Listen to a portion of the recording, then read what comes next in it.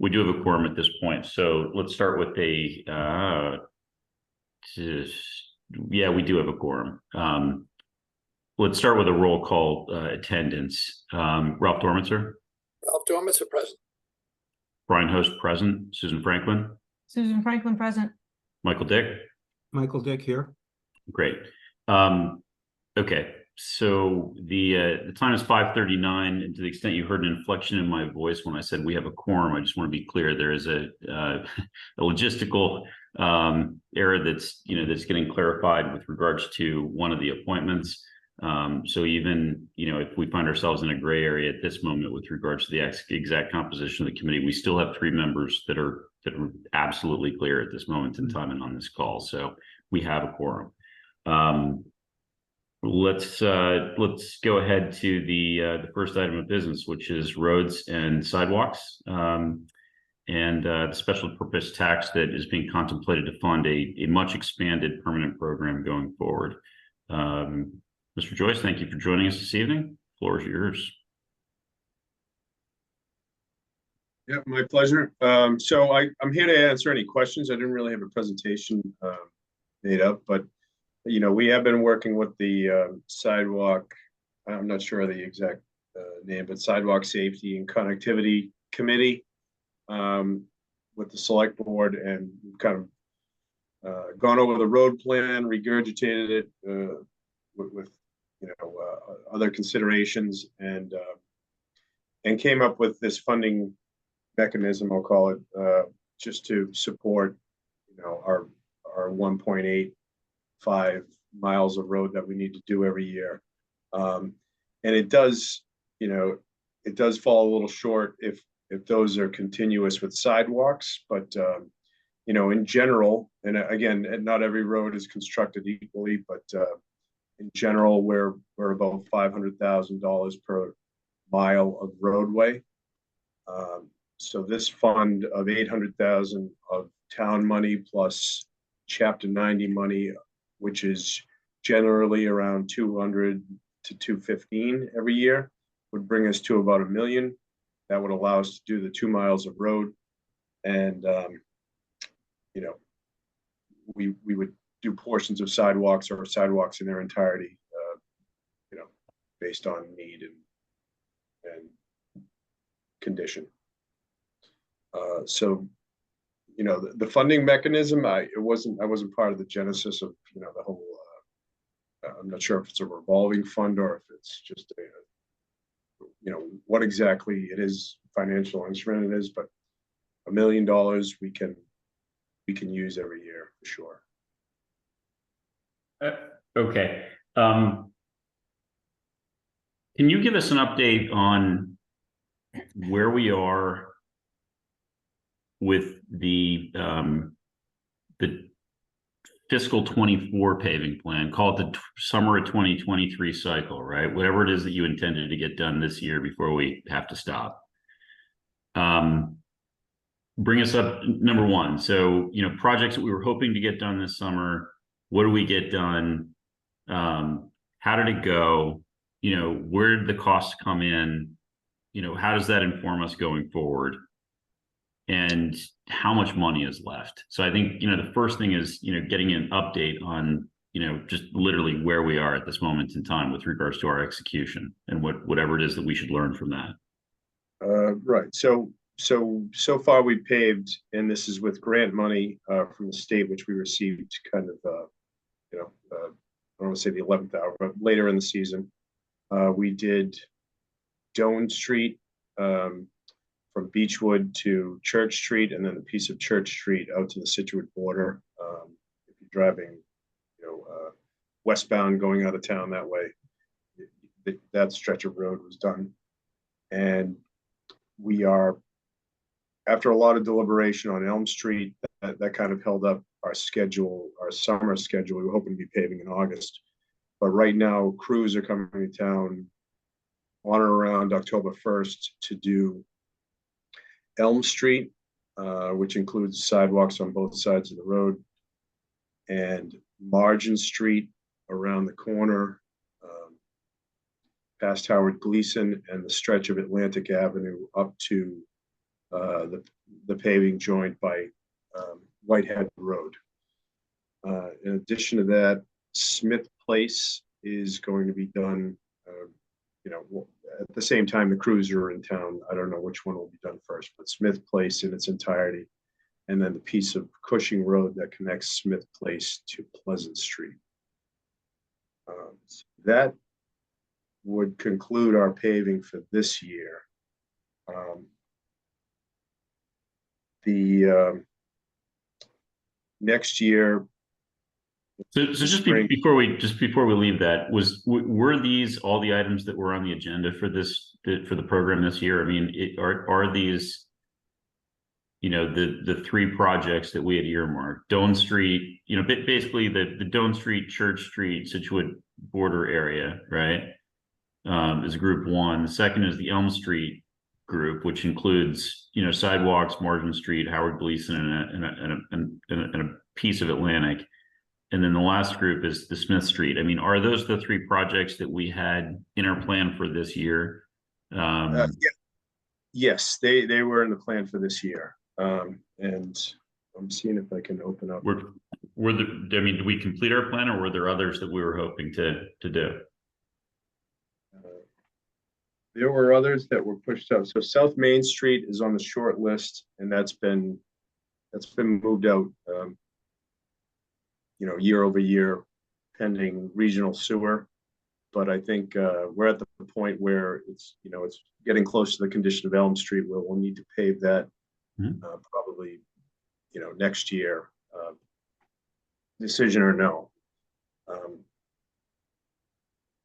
And Beechwood Street from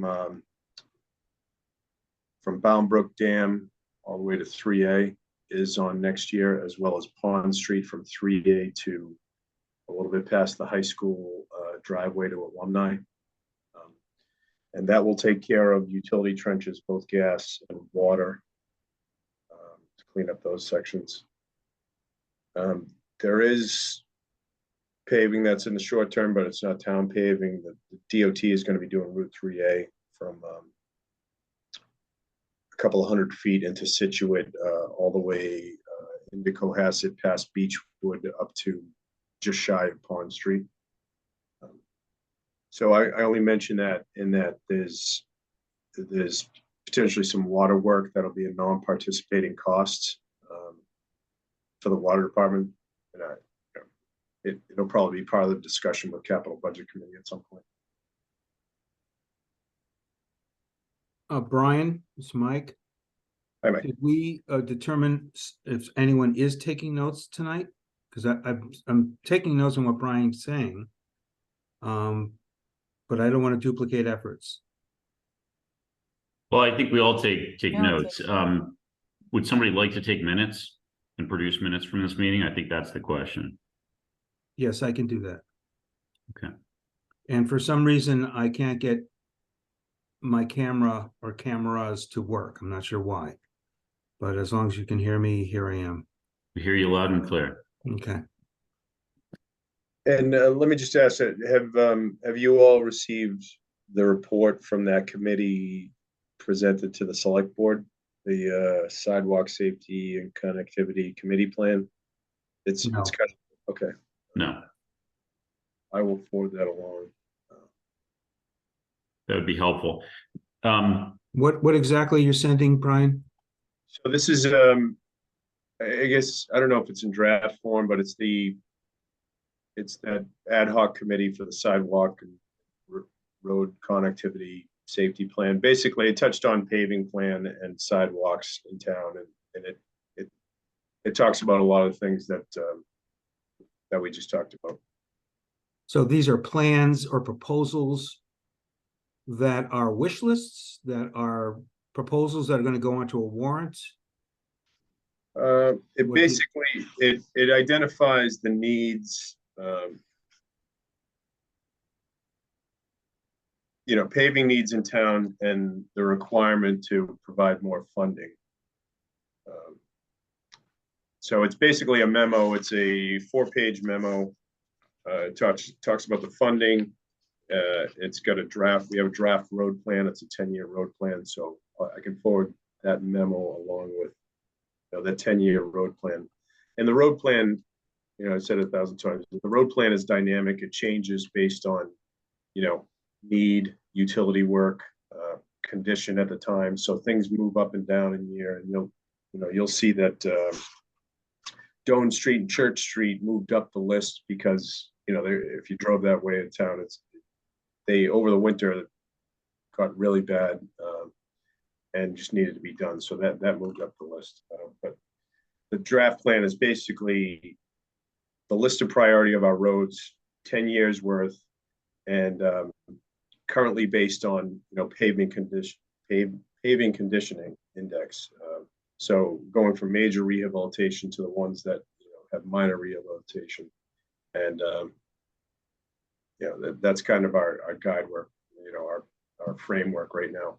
But just know in the big picture sense that we need to be hitting, with 37 miles of road in town at a 20-year life cycle, we need to be paving at a minimum 1.85 miles per year. So that's where our target of like 2 miles comes out, 1.5 to 2 miles.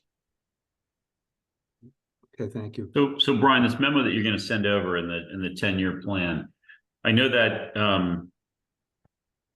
perhaps this prioritization started as a piece of third-party consulting work, right? Is this something that's now been vetted with the Road and Sidewalk Committee and either cleared and or reprioritized and recosted? I guess the question is who produced this and how much consensus is there around it at this point in time? Yeah, so prior to I'll say 2 years ago, we had our own internal road paving plan. So we have our list of roads projected out 10 years. Right. And through discussions with the select board, they wanted a third-party analysis. So and I think you guys funded the study. So we had TEC come in and do both a road analysis and then a sidewalk analysis, 2 separate reports. Those reports were sent around, and they were kind of the conversation starter with the sidewalk committee, and other people brought their own, I guess, perspective and needs, and they came up with a criteria, their own criteria that was not specifically listed in that report, but criterias around radii around the school. Let's focus on connectivity around the schools and then safety around the schools, and then I think emanate out from those radii. And Ralph was part of a lot of the discussions. So he probably had some input here, but I'll read off the prioritization criteria. One was school connectivity, developing a 1 mile radius around each school campus, inclusive of crosswalks.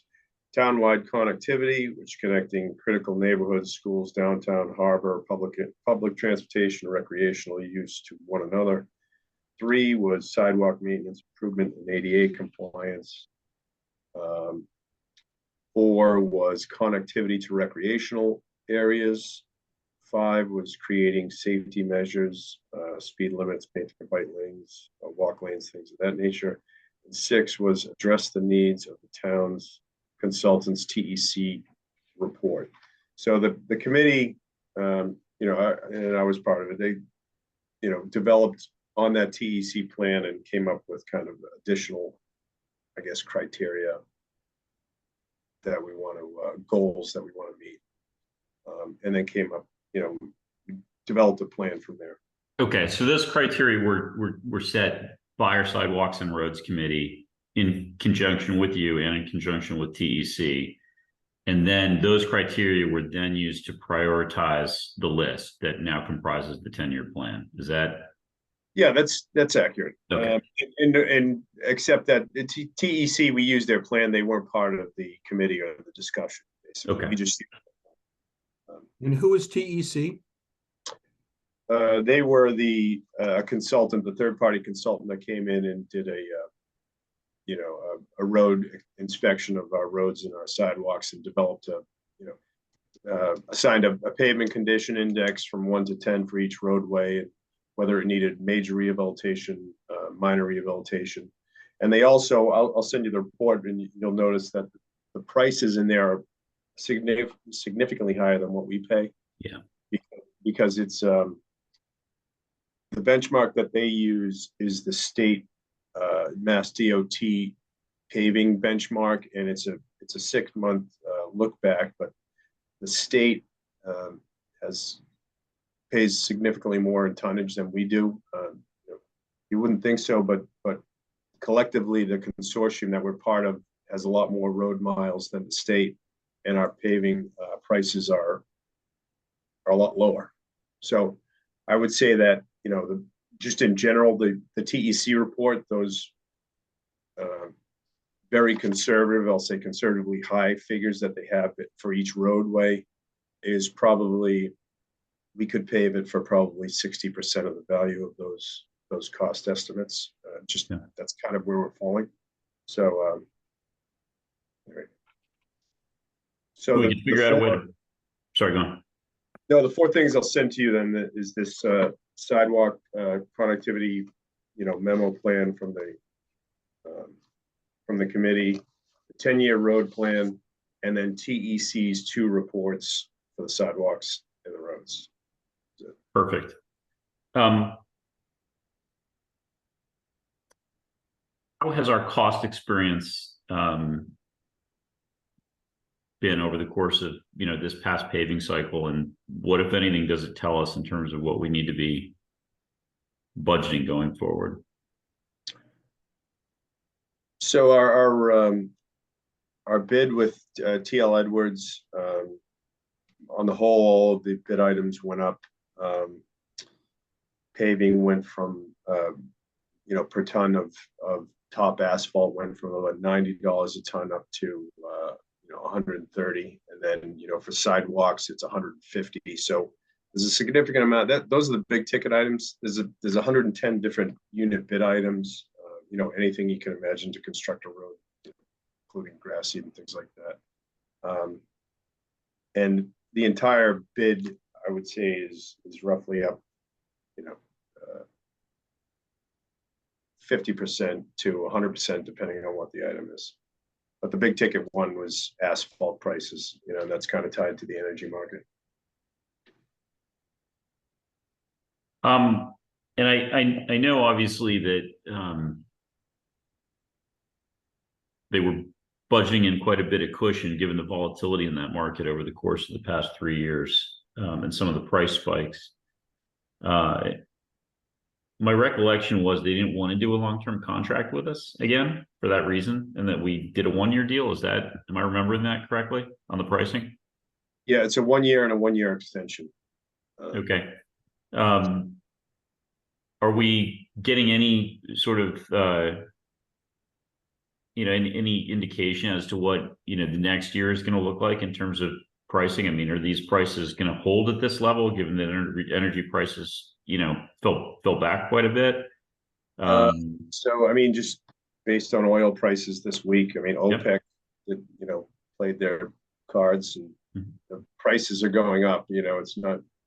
So I haven't looked at the futures recently, but I can tell you that they're not down. Not this week, that's true. Yeah, but I mean, this time next year or 2 years from now. So I guess the consortium come next fall will be doing we'll probably be talking about it in the winter time, whether we're going to renew or not based on, you know, the projections or rebid.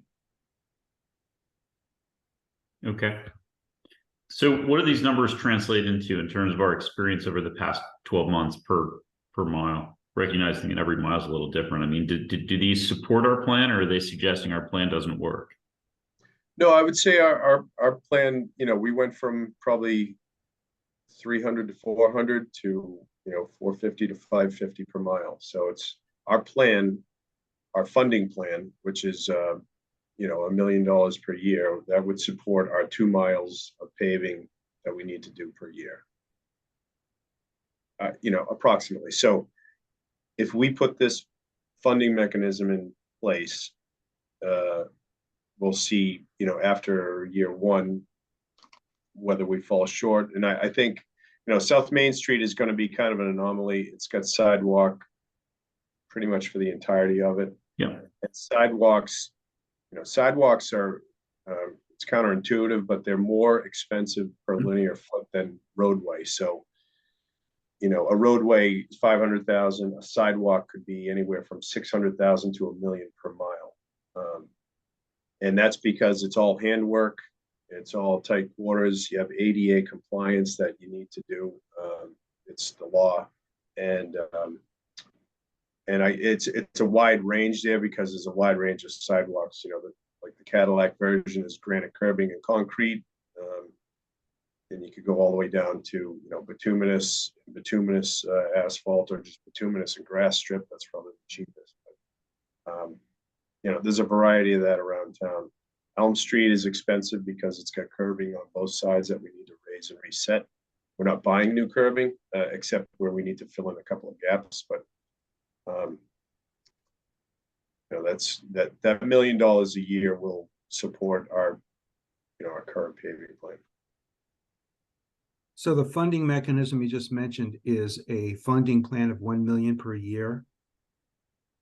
Yeah, I think it's, and I don't know how I haven't seen the draft warrant article, but I think it says like 800,000 of town fund. And this is a stabilization fund that we're looking to put together to support that. Is that right? I mean, so technically yes, but just to be clear, a stabilization fund is just a bank account, right? It's like a checking account, a revolving account. All right.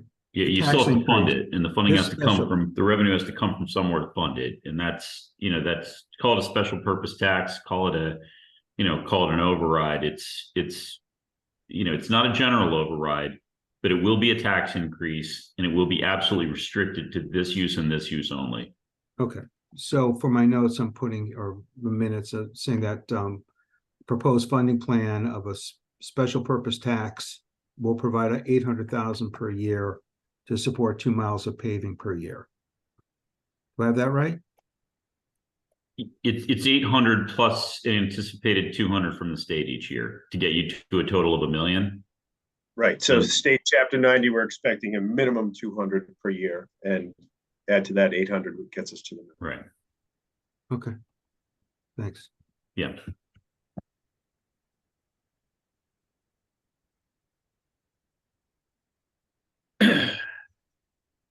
So support 2 miles of paving per year at 1 million per year. And I would put approximately. I mean, it's we're sure. This is. Mm-hmm. Some years it'll be more, some years it'll be less, just depending on how wide the roads are and whether or not they've got sidewalks. Yeah, I'll use at an average of $1 million per year. Yeah. Okay, good. Okay. Now, Brian, I know a number of our projects, were going to be funded by grid, if I'm not mistaken. That's right. Yep. I believe Pond Street was an example. Certainly, Sawyer was an example. Which did we have any projects this summer that were third-party funded, or were these all funded out of our capital budget appropriations in prior years and Chapter 90 funds that had come in? So this year's paving that I mentioned is town funding, with the exception of Church and Doan, which we got a winter rapid recovery grant for. It's kind of a one-time. If the state has free cash, I think they kind of throw it at roads. Okay. After. And so we applied for that and received it. Yes. That's great. Congratulations. Well done. Oh, it was good. Yeah, it was it was 111,000 we got, and that stretch was like 139. So we did kick in a little bit, but we needed to get. If you went that way, it was some kid lost a tire. Granted, I'm sure he was going way too fast, but anyway, damage happened. Well, thank you for chasing that money. It's just every dollar that we get from those programs is a dollar that doesn't get repeated from our taxpayers. Brian, what is the program that provided the 111? It's called it's the WRAP, WRAP. It's Winter Recovery Assistance Program. I think it's the acronym is. Yeah. And It's I should one-time- mention, One-time grant.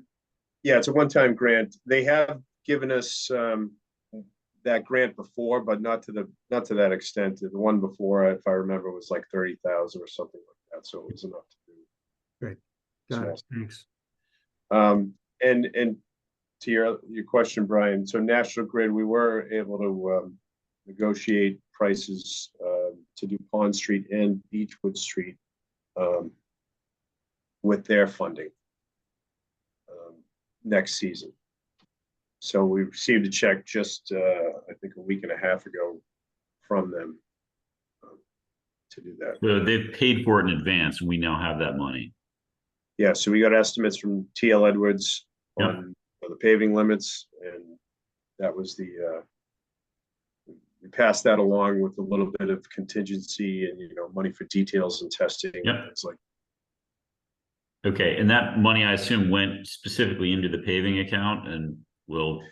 so no, financially it goes into a gift account anyway. It's going to be used specifically for Pond Street and Beechwood, and it's in a Okay. account. It's a 2-0 or 2. Okay, so next year, the only thing that we as a town are funding is what, South Main? No, so I mean, on the short list, and I'm sorry I can't share my screen here, but on the short list, we have South Main Street, we have the hillside streets, Norfolk, Bancroft, Short Street, and kind of the connecting streets on the, I don't know, we'll call it like a ladder system where you have Oak Street and Norfolk and the connecting streets in between them. Yeah. The hills. So those roads are all on the short list. South Main Street is one of the big thoroughfares. And that will take all of this funding we've been talking about, but South Main being the priority. Can you do so? Okay, so it's South Main plus the hillside neighborhood are the two major projects potentially for next year. Will $1 million cover both of those? I won't know until I get Edwards estimates on the hillsides and a revised estimate on South Main Street. And part of that South Main Street estimate is going to include sidewalk. What are we going to do with the sidewalk, and how much of it we want to I guess reconstruct. Okay. A lot of it's got grass, it's not the Cadillac version, but it's a really long stretch, and it's a lot of driveway cuts, and there'll be handicap ramps along the way. What linear, how much distance are we talking about on South Main? I think of that as a very long street. I think it's 1.2 thereabouts. Okay. We're talking about the village outbound to Situate. Okay. And just so I understand it, and actually I think others would probably be interested in this as well. If we do sewer under that, does the paving become a sewer expense, or do we keep them separate? No, it's a good point. We've been pretty strict with our paving moratorium. So we have a 5-year moratorium, and then we have extra, fees from year 6 to 10. So we have like a 10-year protection plan on our roads so that people don't cut them up. So the question will be if and when we do sewer South Main, whether it's just in our part of town or it does some regionalization to Situate, I would request in that they do a curb to curb paving. Because I think the sewer will impact both road, north and southbound lanes, because you'll have the sewer and then you'll have lateral trenches across it. So you'll have to pave curb to curb. So I would request, if that does happen, that's imparted, that's part of the capital expenditure, curb to curb paving to the limits of what they're digging up. And just kind of the rule, what we're doing with National Grid is that any road under 10 years old, if they request longitudinal trenching, not just services, we require them to do curb to curb paving.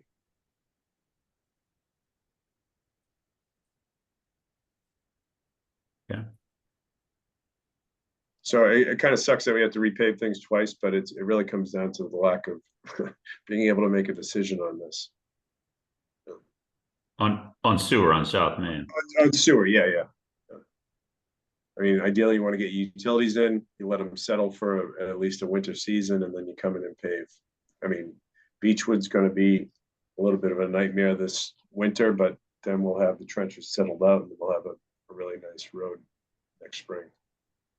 Is there in this, this is a little bit off topic, but it's directly related and it's a direct driver. Okay.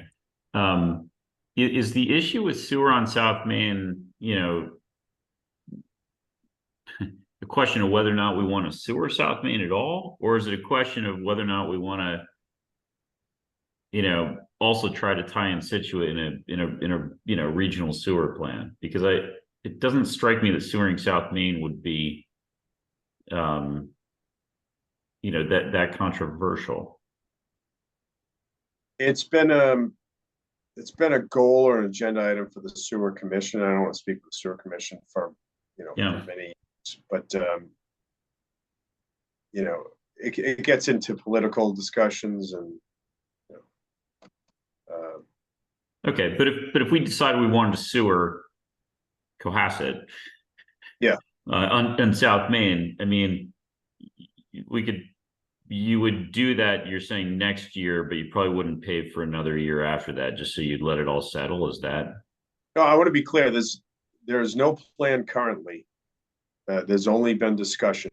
There's no design. There's no plan to sewer South Main Street other than, it's been in discussion. So, okay, if the sewer commission decided, let's go to town meeting to sewer South Main Street, whatever price tag that would be, and that was in the works now, we would probably hold off on South Main Street. But my feeling now is that, I've been part of, in the meetings for regional sewer discussion for 5 or 6 years, and the can keeps kicking down the road in South Main Street. If you turn from Beechwood or really anywhere, driving from Situate, it's too bad. I mean, it needs to get done. So your view is at this point we need to pave the road. Let's just get on with it. Okay. Yeah, I think so. Okay. And if people abandoned, and I'm not suggesting this should happen, but if people said, okay, well, it's silly to pave this road and then tear it up, just to sewer this a couple years later, how quickly could we actually get our act together and sewer this and pave it at the same time, setting aside regional sewer, which is a separate conversation that we can't control beyond our borders? I'd add probably a year to year and a half minimum. If we're going to sewer, you'd have to go through the design, the permitting, and the funding, and also the vote. I wasn't around for. I'm sure some of you guys were, but I wasn't around for Little Harbor and how that vote went through. But we'd need all of the folks. I think the abutters to approve it. I don't know if there's a majority threshold or anything like that, but so I'd give it a year and a half on top of our paving. Is it even realistic to think that the paving could wait that long? I don't think so. We would at least have to spend money to do a lane or something.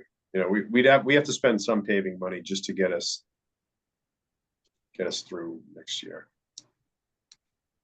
But basically, it would be 3 years if you wanted to sewer this. Forget regional. If you just literally wanted to sewer Cohasset and pave it, it would probably be a solid 2, if not 3 years. Yeah, I think that's fair. Okay. You got design, permitting, and then you're bidding, and then you have construction, right? And then you have to wait for those trenches to settle. It's a minimum of 90 days, but ideally you want to go through a winter cycle, freeze thaw, and then you're paving. So the road condition can't support that time frame. Okay. And, it's- and let me ask a question here then, and I do feel we're getting off topic, but just to wrap up the whole notion of paving that's in our future. If you repave it, there then would be a moratorium that would apply to our sewer commission, that they would have to wait, was it 5 years before they could open up the road? Yeah, it's a 5-year strict moratorium for no excavation, Right. and Okay. then it's fees from year 6 to 10. Mhm. Understood. Thank you.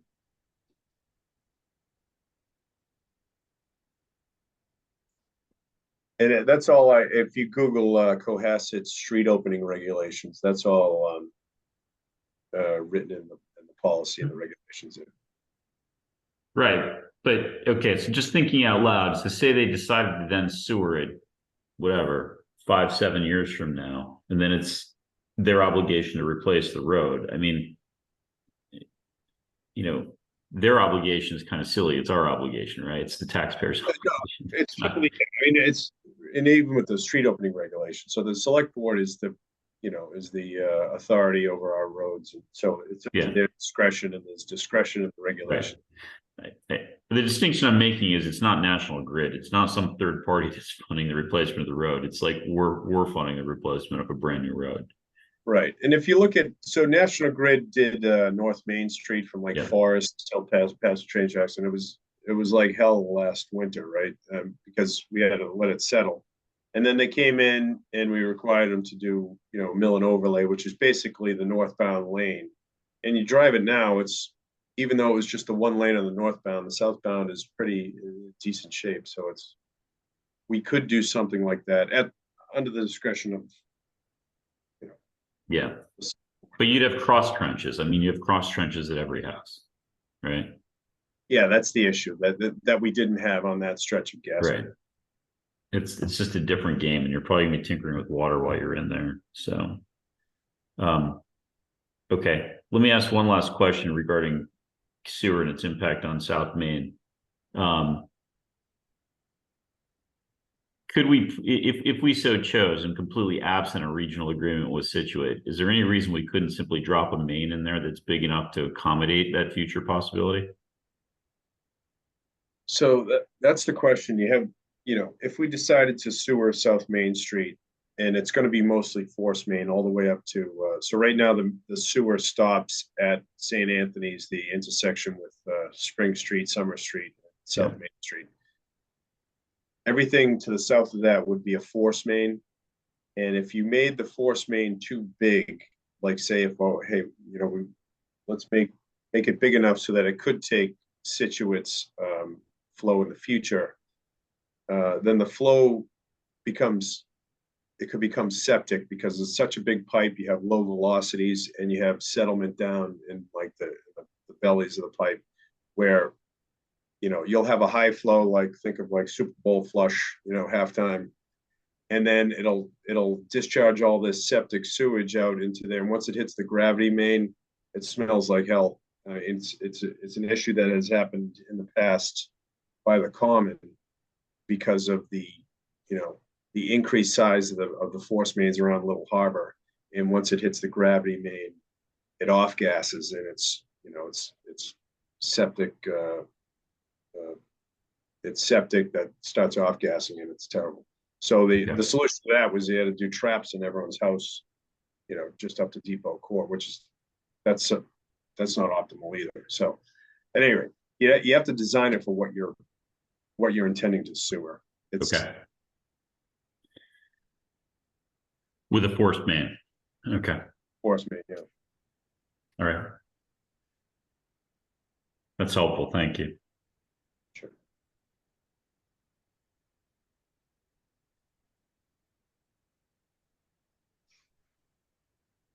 Do we have more questions for Brian on this? Yes, I do. Does anyone Please. else? Because I've had a chance to speak a few times. Okay. You made a mention, Brian, of sidewalks not really being included in the, well, I shouldn't, estimated into the overall paving plan? I'm not sure if I got that correctly. Yeah, so I mean, well, they're in the paving plan, so our current situation is that if we're paving a road, we will be paving the sidewalk that is continuous with it, contiguous with it. And that's comfortably included in the estimate of $1 million per year? That is not. That's what I want to get at. So Yeah. can you help it me is understand that? Well, in that our paving plan includes roads that have sidewalks and don't have sidewalks. South Main Street being one that does have a sidewalk. We came up with this $1 million estimate. I mean, if you wanted to put $1.8 million in there, we could do a sidewalk with every 1.8 miles of roadway, but we don't have sidewalks in town on every road, and I don't think it's required. No, I'm not sure there's an appetite for a sidewalk on every street. So we started with this more comfortable estimate which includes the roadway, and if there's sidewalk there, it can digest a little bit of that fund, that But not cost. all of it. Not all of it, depending on the road. And that would force you to redo your priority list, your paving plan? Yeah, I think we do. If there was a sidewalk there, we'd probably do a little less of roadway, and we would do a whole roadway that had a sidewalk. We talked about the hillsides. A lot of those streets don't have a sidewalk. Norfolk does have a sidewalk. It's not a curb sidewalk. It's just a bituminous kind of, we'd have to clean it up and make it ADA. But I think if there were sidewalks in the paving plan for that year, we would probably do a little less of road paving linear footage to meet that. So at the end of the day, when we're on a 20-year plan, we really need to add money for sidewalks. Should the sidewalk committee say we need to add sidewalks somewhere? If we were going to go full out 20-year funding, yeah, I think we would need to add more money for sidewalks. But there's a lot of decisions to make with each sidewalk. Is it curbing? Is it going to be grass? Is it just a bitumen? Is it Cape Cod berm, or is it just a grass strip? So there's a lot of decisions to be made just to get to that, whatever the estimate's going to be. And we are also chasing grant money, and it does come up. I mean, Michelle applied for an ADA grant, ADA compliant grant. I forget, I don't know if she's listening, but that would pay for sidewalks, and ADA ramps and things like Sure. that. So I think there'll be funding opportunities like that in the future that we'll chase, but the 1 million comfortably does our roads, but maybe not the same linear footage of sidewalk. Right. Actually, you just made me think of another question, and that goes to the paving of, I believe it'd be the high school. Is it the high school driveway from Pond Street to Alumni Field? Right.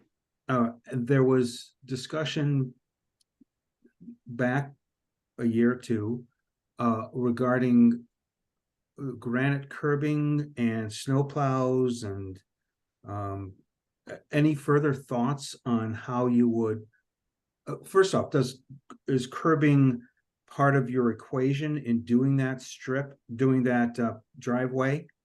Am I So thinking all of the same yeah, thing? well, the road funding we're talking about here doesn't include the school campuses. I think, and we're in that gray area between like roads and sidewalks that are around schools. Yeah. The schools, and I don't know if they presented to you guys, but they have a very comprehensive capital list that was created by a third party that came in and looked at the schools. And I think they're not including all of the roads and sidewalks that are around the school campuses on that. So I'm going to ask TL Edwards just to give a wholesale estimate of doing each campus, and we can, in its current configuration, not new granite curbing, but I think, we could do the concrete curbing that's there, and we could get an estimate for granite curbing too. But I think the granite's going to be really expensive. So for the driveway that you have on your plan, which is not part of the campus, going from Pond Street to Alumni Field.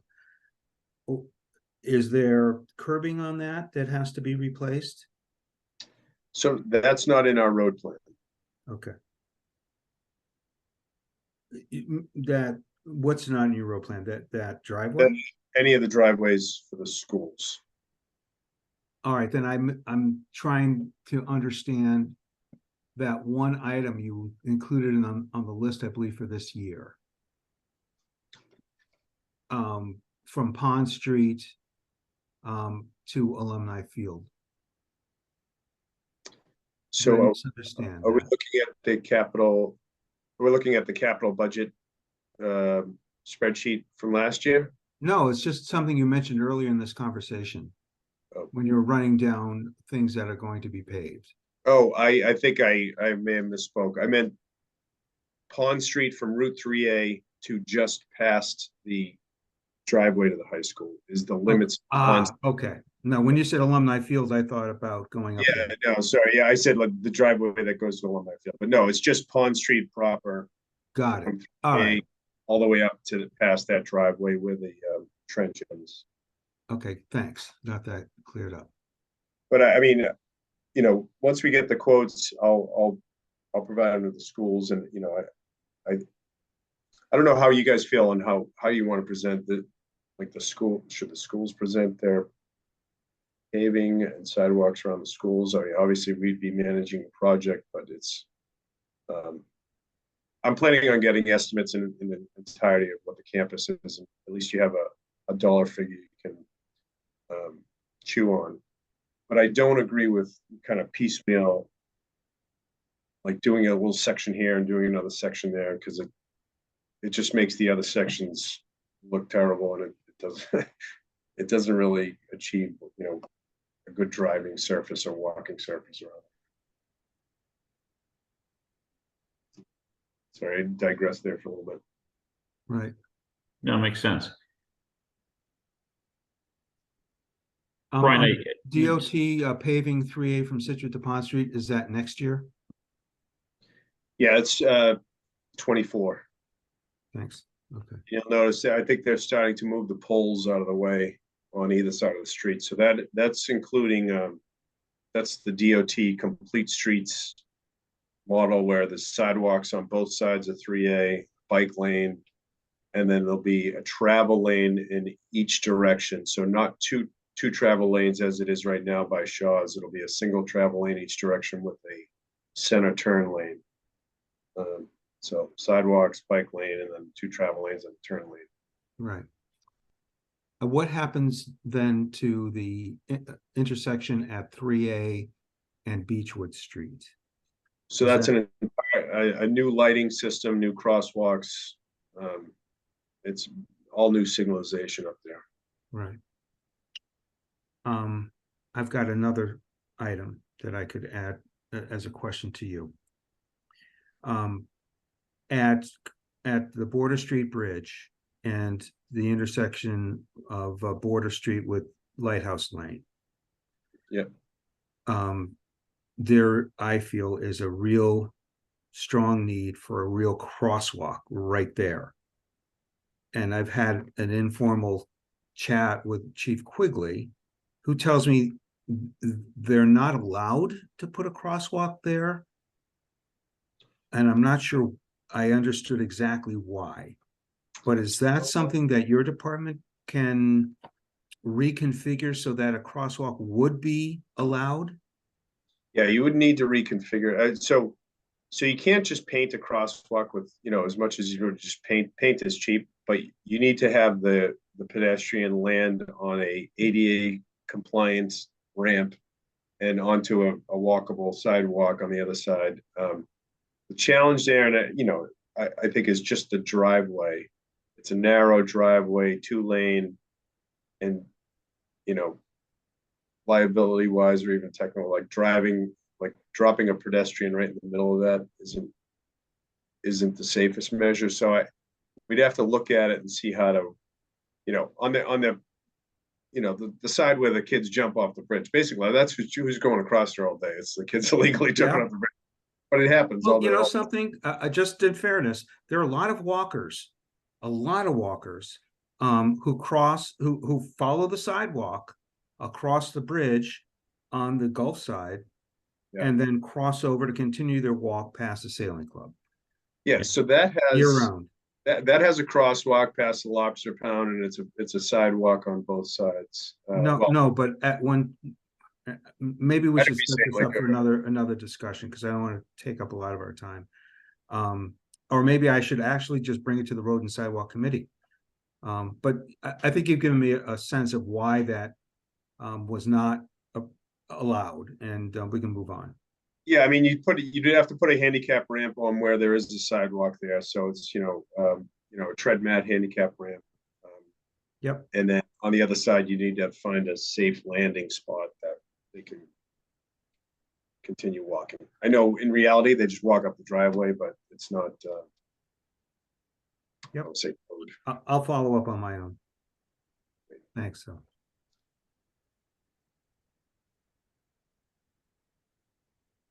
So one question that I have, I think, Michael sort of surgically, I think identified that, full replacement of the town sidewalks is not included in this plan. But there is room for some. The flip side of that is that, this plan contemplates every mile of road that we have in the town. And actually a lot of our roads, have been replaced, on National Grid's nickel. Which is also not something that's contemplated in the plan, right? So that frees up some funding capacity for sidewalks, because we've budgeted roads plus some sidewalks, but some of the roads get funded by third parties who open them. Is there anything about the future that would suggest that those third party funded roads would come to an end at some point? I mean, is Grid tearing up roads to repair a gas distribution system, or is this one and done?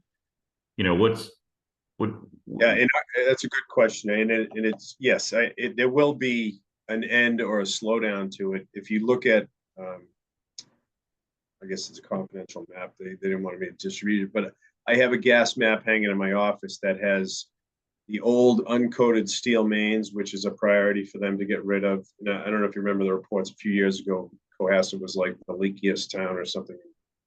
So anyway, they've made a priority to fix a lot of those mains, and once they replace them with plastic, you have a 50-year lifespan on those. On the HDPE, yeah.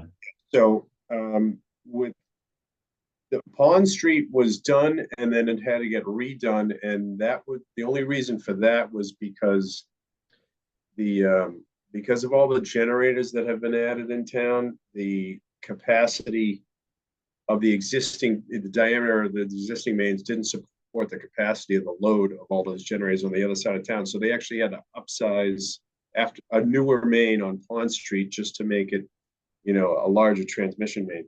But I'll say this, they've done 85 to 90% of like the really old stuff in town.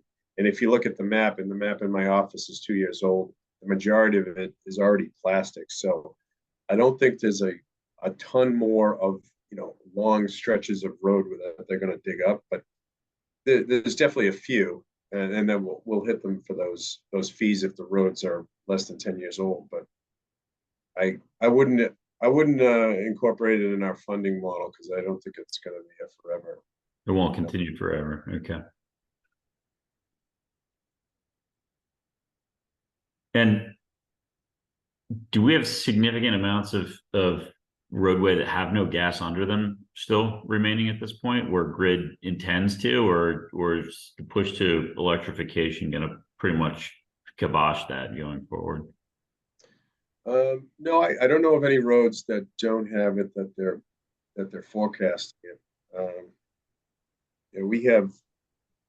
We have meetings every quarter with them where they come up with their next year plan. They usually go 2 years in advance, and I think there are no long stretches in the plan. I think they're just doing kind of one-offs, intersections. So I can't think of any areas that need it. Okay. Well, again, all this discussion, we're talking about public roads. We have 37 miles of public roads. There's another 13 miles of private roads that isn't even part of any of the stuff we're talking about. And then you have another, several miles of private shared driveways that also have, some form of main or something on it. Those are houses that have like 2 to 6 houses on them, see Forest Ave, Beechwood, like all those long shared driveways. And refresh my memory, we as a town do not pave those, is that correct? We don't pave them. We don't maintain, well, we plow, sand, sweep, and patch just for emergencies for, emergency vehicle Yeah. access. But there's the private road policy that the select board adopted a couple of years ago that they can petition the board and the town to pave it, and then we pave it, and then they have a 10-year moratorium to pay it back. Okay. Not moratorium, 10-year betterment, sorry. Right. And we've done one of those so far, is that right? Cedar Acres? Yeah, Cedar Acres, and then there's been interest recently for Diab Lane, which is up off of Howe Road. There's been a couple of other inquiries, including some shared private driveways, but again, it needs to come to the select board with an 80%, Okay. petition. And how did given that we now, I guess, as a town own that street, right? No, it continues to be private.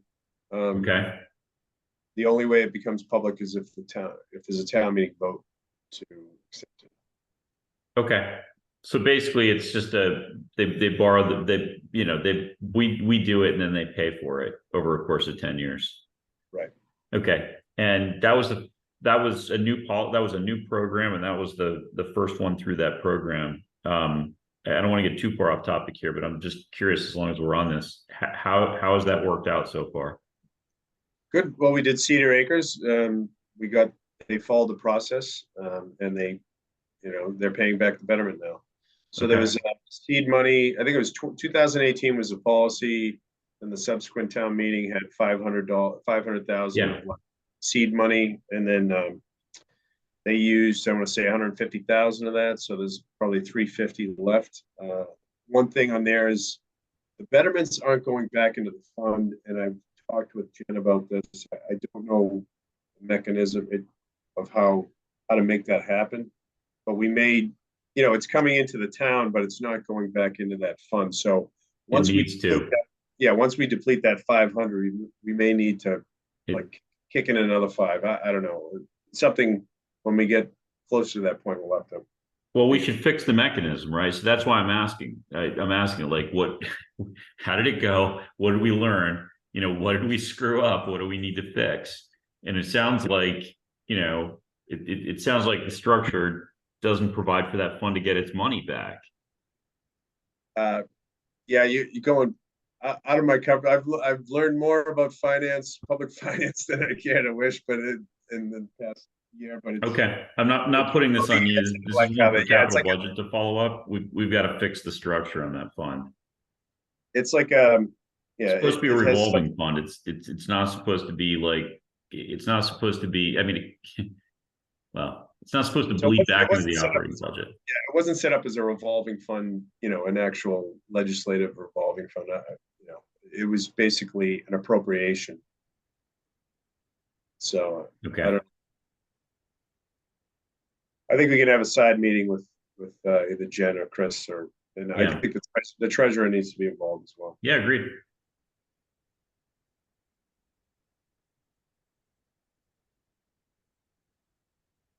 Okay. Sorry to go off course, but we actually learned something from the question, so I'm glad I did.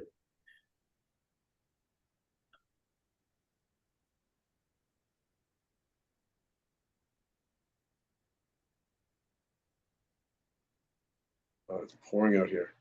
Yeah.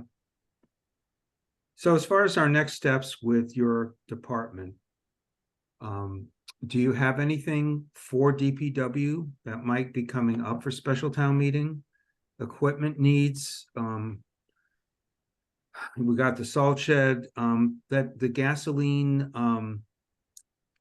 pumping area, that's redone, right? Yeah, so a big ticket item that was on the list, and we just mentioned it briefly last cycle. We brought in a guy to make some repairs, is the scale for the RTF. Yeah. And I'll say that's on the magnitude of like $50,000 for a new scale and instruments. But Is the the guy scale was able- accurate? the scale's accurate, but it's the structure of the scale. The substructure is all corroded. He was able to find some good metal and weld on, pieces that could support it. But imagine the whole thing is floating on these scale sensors, and basically it's the metal that's sitting on that had corroded to the point where the scale was sitting on the ground, so it wasn't giving a proper measurement. So it is corroded, including the deck. You'll see the deck has kind of wheel marks in it, just from the load on it. So it's that's on the, I don't want to say the short list, but it's on our capital budget list. I don't know if we need it for this town meeting, but it's going to be in the discussion. As far as equipment and vehicles, I think truck 7 is on the list. And I'm sorry, I don't have the information here now, but that's the only vehicle. I think we're good in Tree and Park, and we're good. Would you be bringing that to special town meeting, Brian, for truck 7, or is that going to go to spring? No, that'll be spring. Okay. So really, my question goes to this town meeting, is if there's anything that you feel we ought to be considering for you. No, I think we're in good shape. Yeah. Okay, good.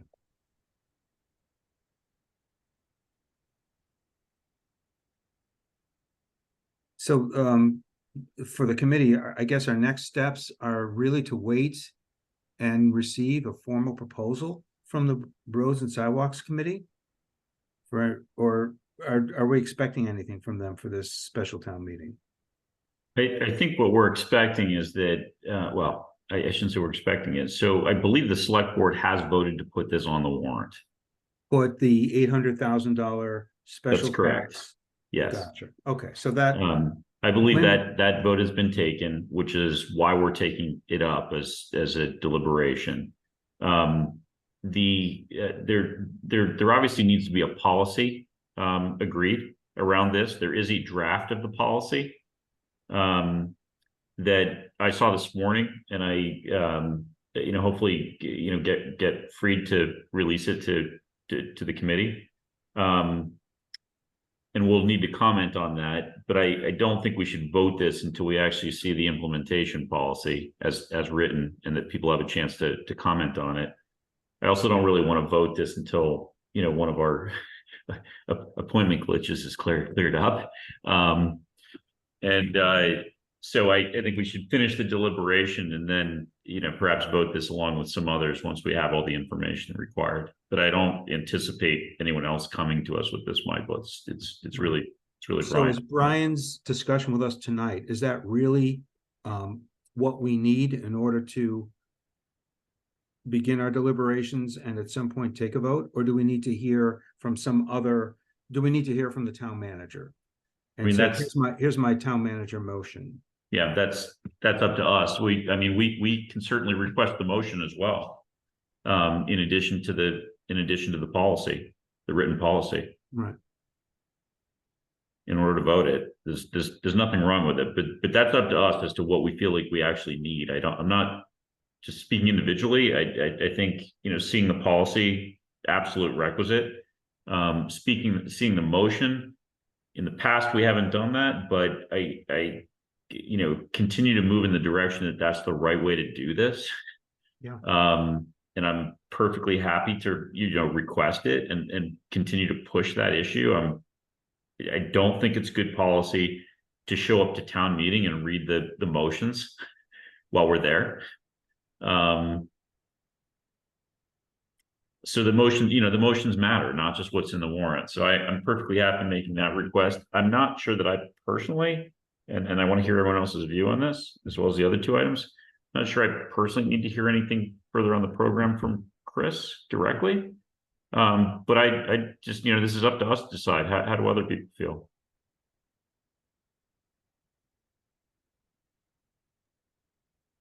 I feel like the way the program is going to be rolled out has been pretty well explained to us.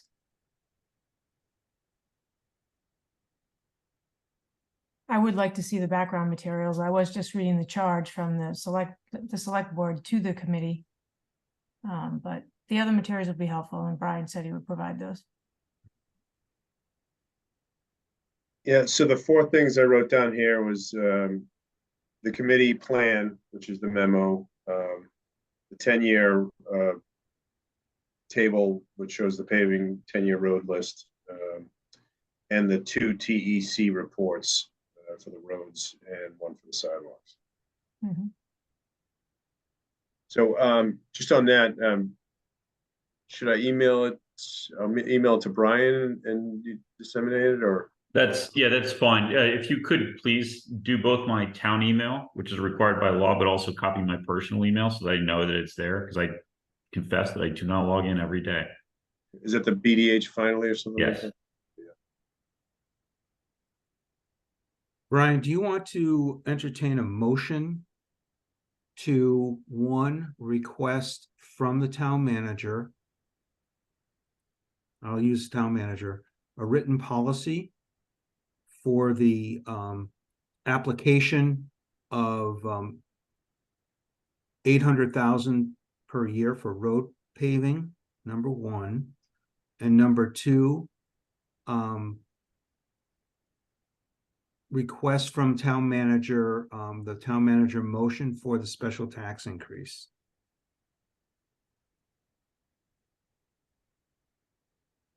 So that we actually have something that we're voting on.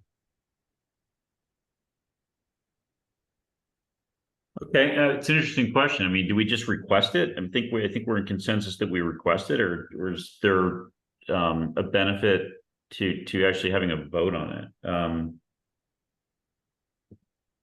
I mean, I'm inclined to request it unless we feel like, the formality of a vote, creates a sledgehammer with regards to the getting the town manager's motion drafted and back to us. Which, if we need a sledgehammer, use a sledgehammer, but I hate to wield one sort of just, randomly. I'm okay either way. I don't know if others have strong feelings on this, but certainly I think we should request these two items. The policy is coming, just to be clear. The policy has been drafted. It's I saw it at long range planning this morning. So Hillman's seen it, I've seen it, Chris has seen it. But Gene, I think, mostly wrote it. Lance Dial has seen it. So it exists, and comments were given this morning, and I think as soon as we get back a draft that's ready for distribution, it'll come out. That's coming. I don't think we have to hold a vote in order to get that. People understand we can't ask taxpayers for money without formal policies on how that's going to be spent. So I think that's coming. The town manager's motion is a separate matter. They tend to come late, very late. Do you want me to just deliver a message, or do people actually feel like they want to vote? I mean, my preference would be to start with delivering the message. But I'm totally open to this. I feel that we should be more formal, particularly where it comes to a special tax increase, rather than leaving it informal. So, Okay. I will move, and I'll see if I get a second, and we'll see how a vote comes out. So I will move that Capital Budget Committee requests the formal motion for an increase, a special tax increase of X dollars per year for road paving. That at the least we should vote on. Wait a minute. We're not going to vote the 800,000 increase today. No, I'm making a motion that we request the the town manager motion for us to consider. Okay, got it. Okay. And then, You might as well throw the policy in there too. I mean, just so that it's formal. We're asking for the policy. We're creating a, right, we're asking for the town manager motion and the policy that supports the spending plan for 800,000 per year. okay. So that's my motion, and we'll see if I get a second. Would anyone like to second? Oh, I guess I'm a little confused as to why we're voting a motion on it when traditionally we've always just requested materials and we won't vote until The we. difference in my mind, Susan, is that it's going to be a tax increase. So I'm looking to make it stronger. Looking to make it more formal, not stronger, more formal. Because it is a tax increase.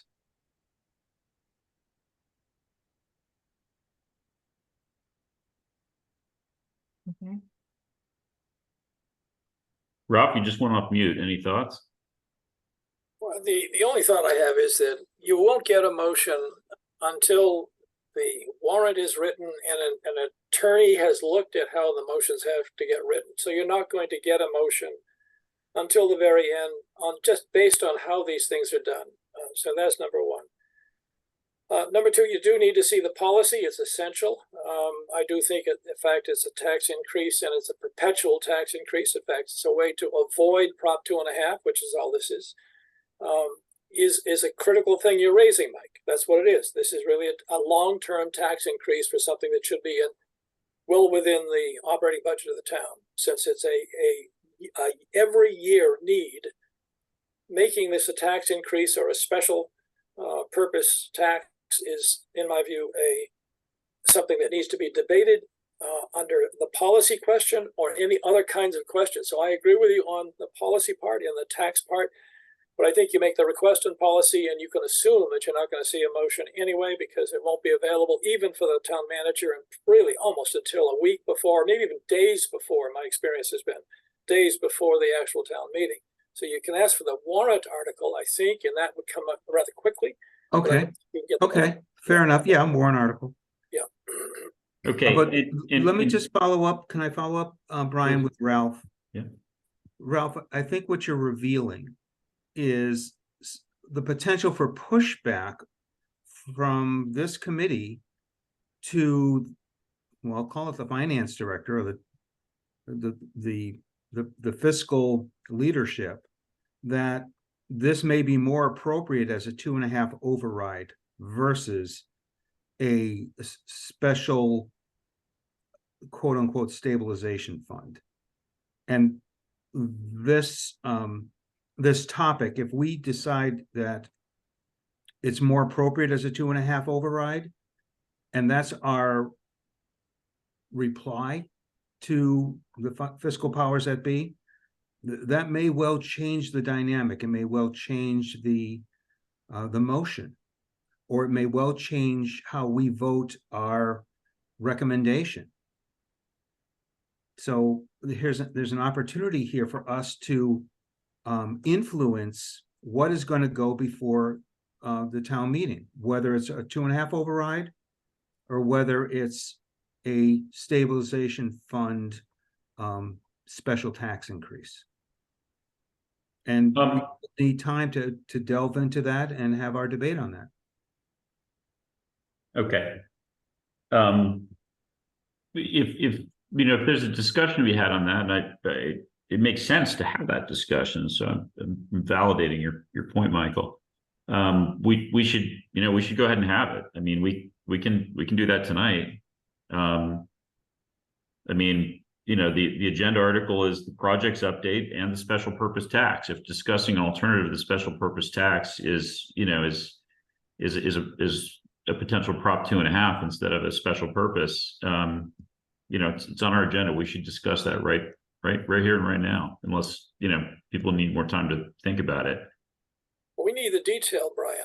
I don't think I have any detail on this at all. There is really, I don't know what the distinction between a special purpose tax for stabilization versus a Prop 2.5 override is. It's all the same. It's money. So the question is exactly what are the differences and why do we want to do this?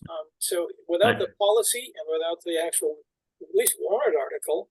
I So- don't know what to make of it. And this is a much broader question because Yeah. they're trying to do that also for the schools. Okay, we may want to have, so we may want to have Chris and or Jen come in Yeah. to address that. Yes. Okay. Yeah. I can go a long way to addressing it, but that doesn't necessarily, mitigate or obviate the need to have Chris or Jen speak to it. They're the proponents. You're Sorry? not- They are the proponents and you are the chair of an interested Yeah. committee. Right. So I'm not advocating anything, but let me at least share what I know so that people are not feeling like, that they're being left in the dark any longer than has occurred already. There are a couple of primary differences between this special purpose tax and it's really a special purpose override. Let's just call it what it is. Okay. And a Prop 2.5 override. The single most important one is that because it's a special purpose override, for an identified purpose, it can never be redirected for anything else. No one can ever bleed this money into the operating budget. The taxpayers pay this tax. It's, it goes into a fund for roads.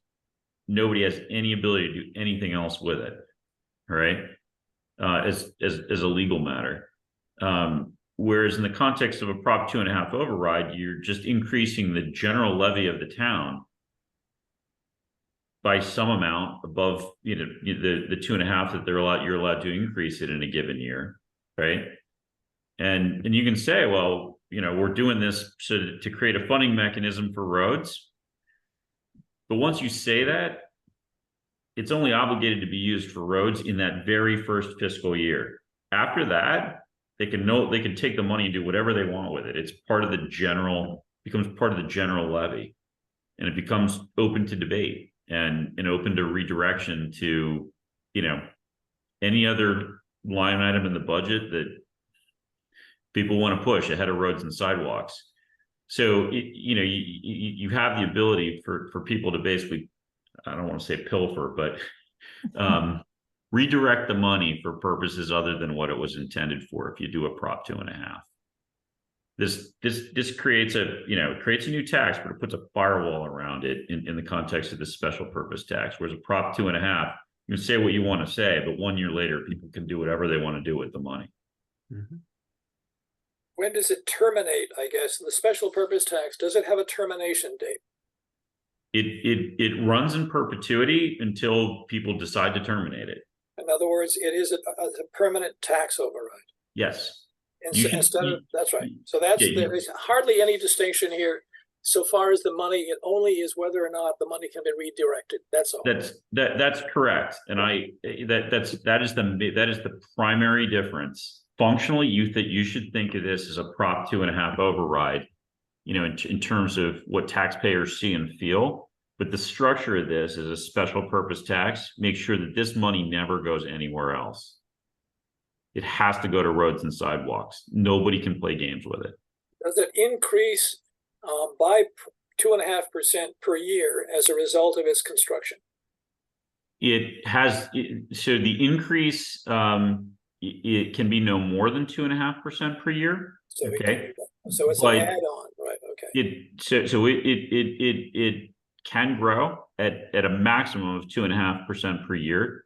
But interestingly, it is at the discretion of the select board as to whether or not they want to increase it in each year. So they will actually have to vote each year. They will have to decide each year, do we leave it flat or do we grow it by 2.5? I think the presumption should be that this will grow at 2.5 because the cost of paving will go up over time. It would be a mistake not to grow this. And so none of this, in other words, even the 300,000 that we normally would take out of our capital stabilization fund will be used. In other words, they're allowing this entire road paving funding to come out of an increase which goes on in perpetuity and which adds to Prop 2.5. Yeah, that's correct. That is a remarkable thing to actually propose for the taxpayers. This is an override. Remarkable thing. Yeah. I mean, I wonder if people understand that everything that we understood about taxation is now changing. There is a mechanism to get around it. Prop 2.5 no longer has meaning. That's what that says. That's a really serious issue here. And that's going to be a serious issue for the other use of this. So one for the schools as well. These are open-ended, long-term tax increases, never to be. That's not like it's a excluded debt or something that goes away after 20 years. This stays on forever, which is really quite an interesting distinction here. So this is an override. People should recognize this is an override. So we should be very simple. It should be simply described less as a special purpose tax than simply as an override with a specific purpose attached to it. That's all it is. You can call it a special purpose override if you want, as opposed to just a general levy override. But it's an override. Yeah, and a prop 2.5 increase indefinitely, right? It is a prop 2.5 override in every imaginable way, except for the fact that it does not get commingled with the town's general funds. Right. That's how people need to think about it.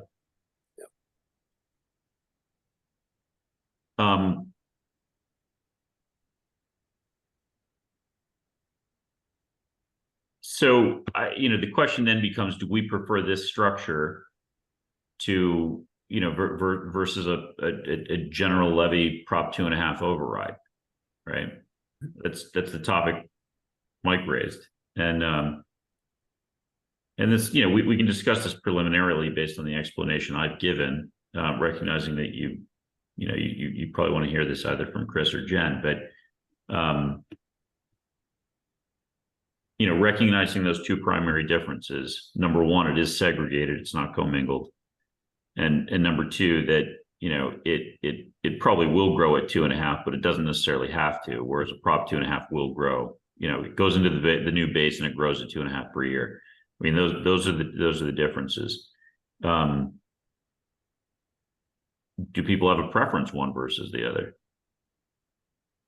I mean, I do. I'm happy to lead, but I don't want to lead the witnesses here. How do other people feel about it? Well, I'm concerned that the select board has the ability to levy tax once this is approved. If they have the right to change the tax rate on the special stabilization fund, that's concerning. 2.5 is a powerful tool because it's such a hard bar to overcome. That's why it was, I believe that's why it was implemented the way it was. Not totally. I imagine that. Sure, I follow, but I imagine that if the select board votes to increase the stabilization fund percentage, it would still have to be approved by town meeting. So let me repeat and or clarify, okay? This special purpose override, okay, sets an amount in year one. And that amount can and most likely will grow in future years, but it is limited to growing at 2.5% absent a new vote. Okay, so the select board can elect to take it, reduce the growth rate below 2.5, but they can't increase it above 2.5. They have discretion within the range of 0 to 2.5% growth each year. Whereas if it went into the general levy, it will grow at 2.5 each year.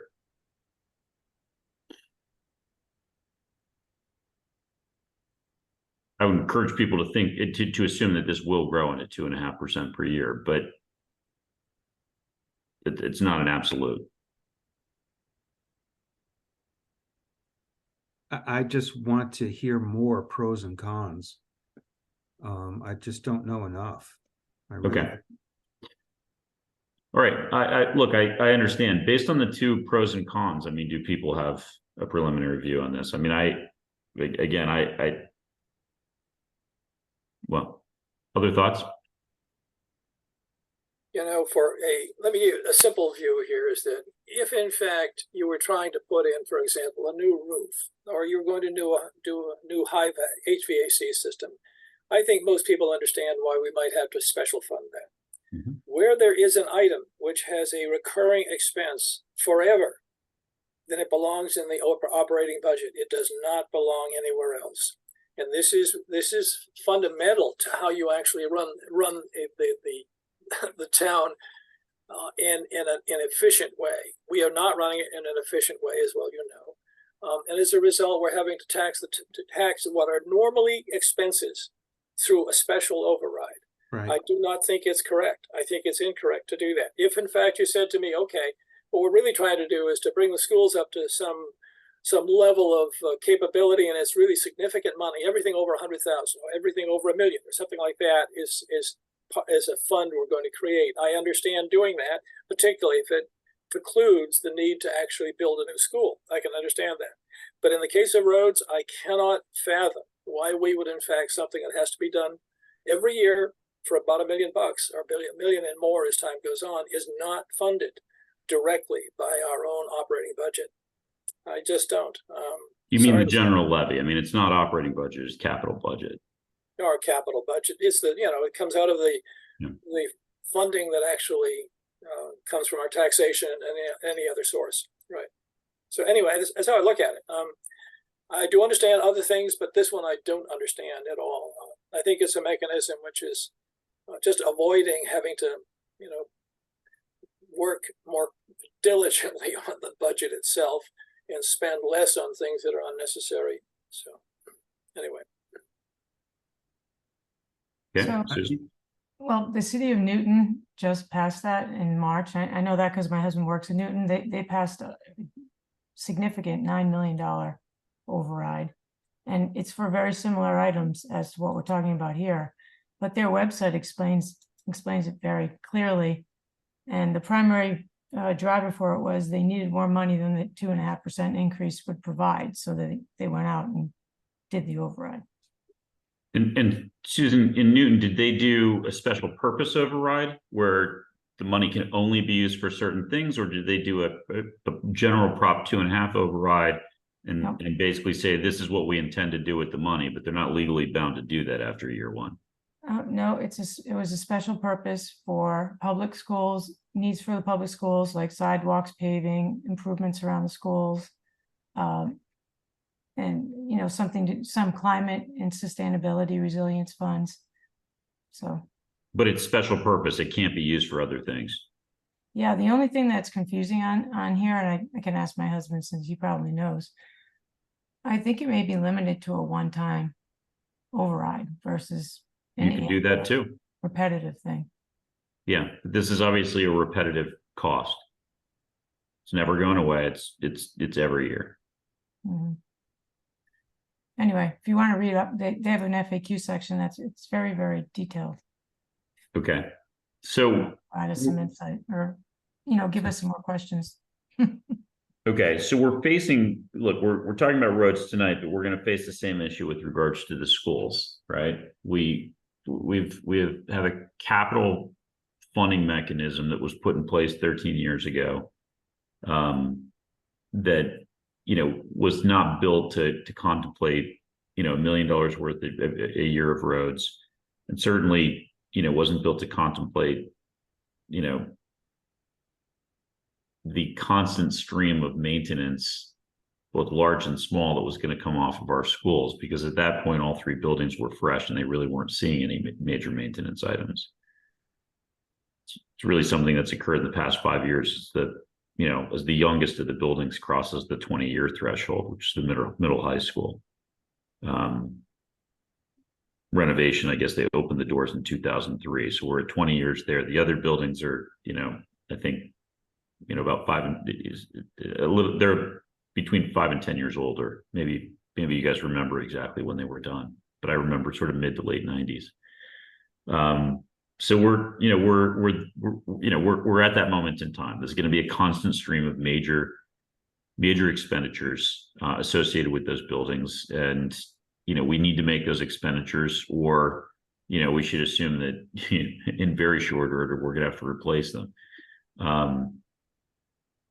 So the question then it becomes, okay, you know, between road, schools, and frankly, an IT operation that didn't exist 7 years ago, and is now an annual multi-$100,000 endeavor.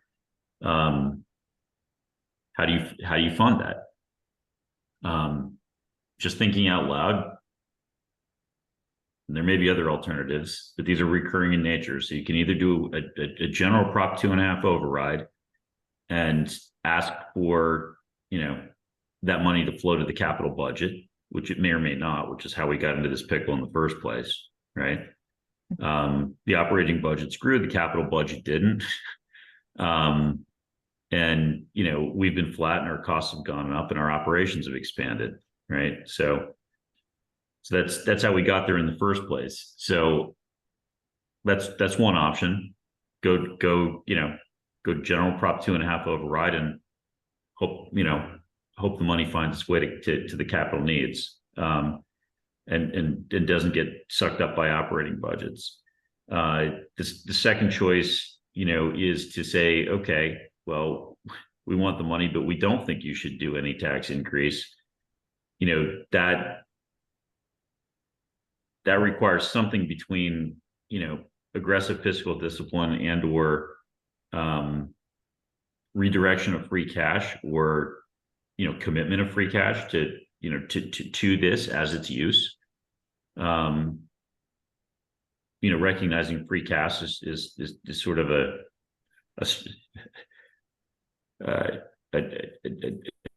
structural construct. I mean, we're under budgeting capital, and as a result, we generate free cash as a town, right? Maybe we just budget capital and you know, stop pretending that we're generating, you know, $1 million plus in free cash. That's an option. You can do what's in front of us right now, which is, you know, raise the incremental revenue, but make sure that no one else can get their hands on it. And that's through, you know, a special purpose override. I mean, those are the options, kind of, as I just thinking out loud. Does anyone else see other options?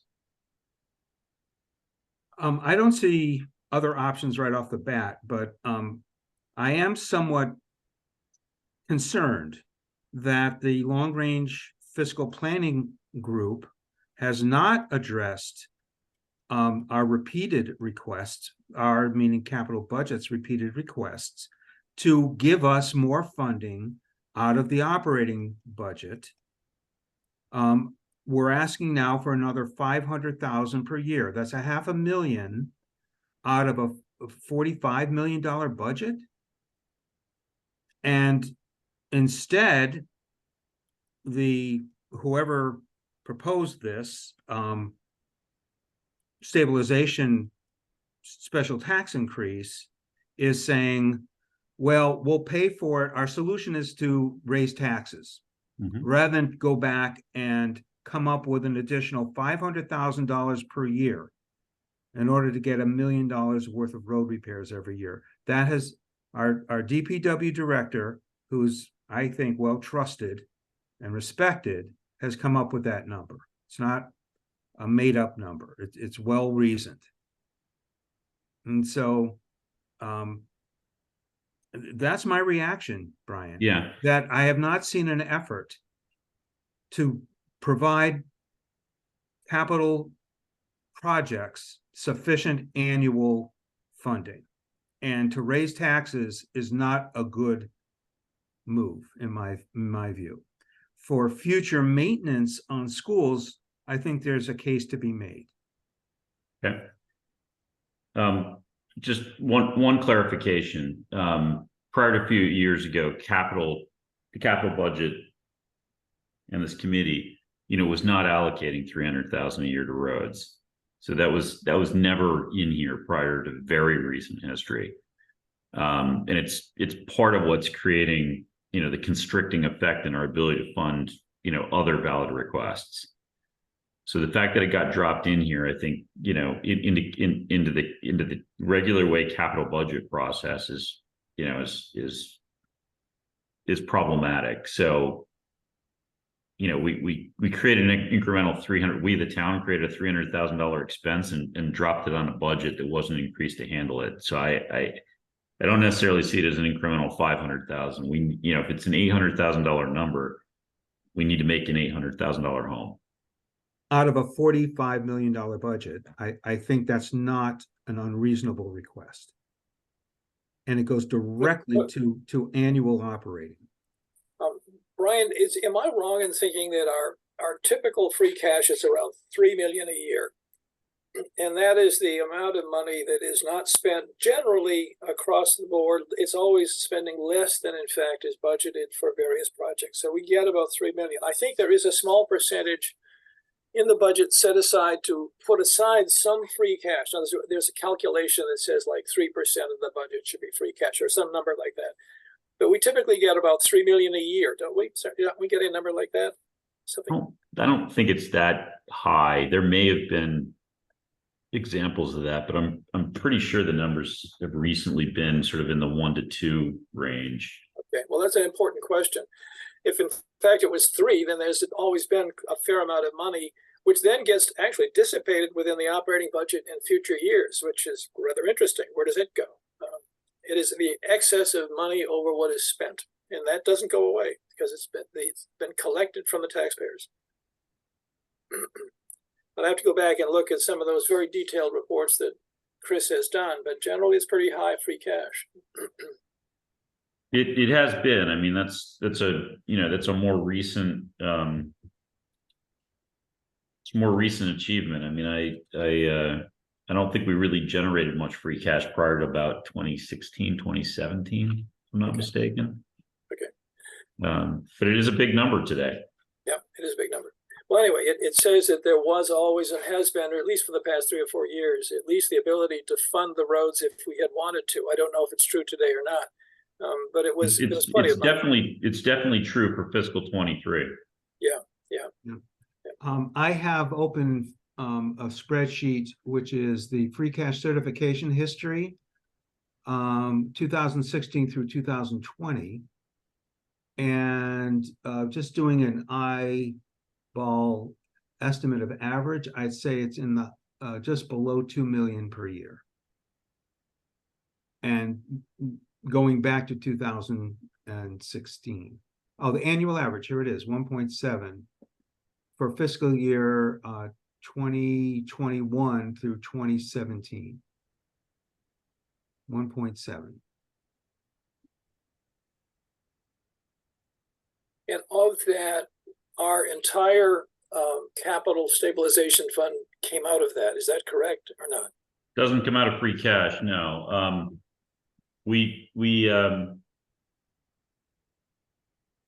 have received, you know, hundreds of thousands of dollars out of free cash in each recent year.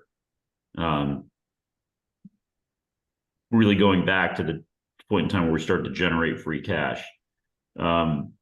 Sometimes that number has been, you know, a few $100,000. I think in some years it's been as much as 700 or 750. Bear with me a second.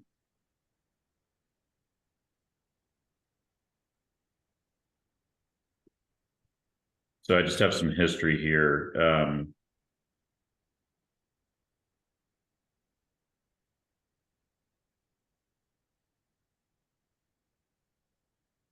So STM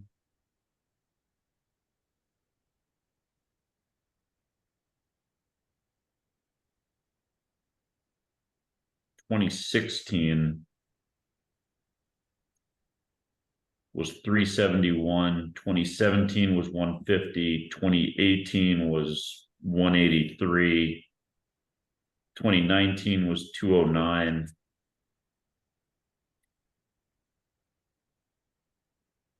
2020, we didn't have an STM. But basically, you know, we got a massive appropriation at the subsequent annual town meeting, because not only did we get the you know, the annual, we got the free cash from the prior year that would have come at STM. 2021, almost nothing. 2022, 479. Okay.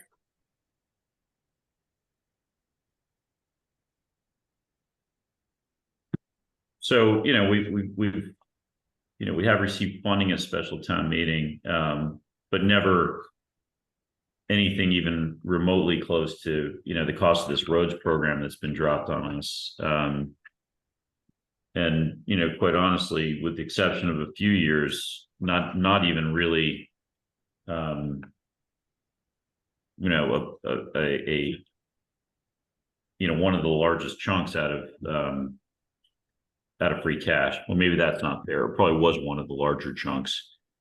Certainly there was, you know, if we're averaging 1.7 and most of these are a few $100,000, there's a lot of free cash that's going somewhere else. And obviously we haven't tracked it because that's not capital budget, but in the context of how much of that should be going to roads, I think it's a fair discussion.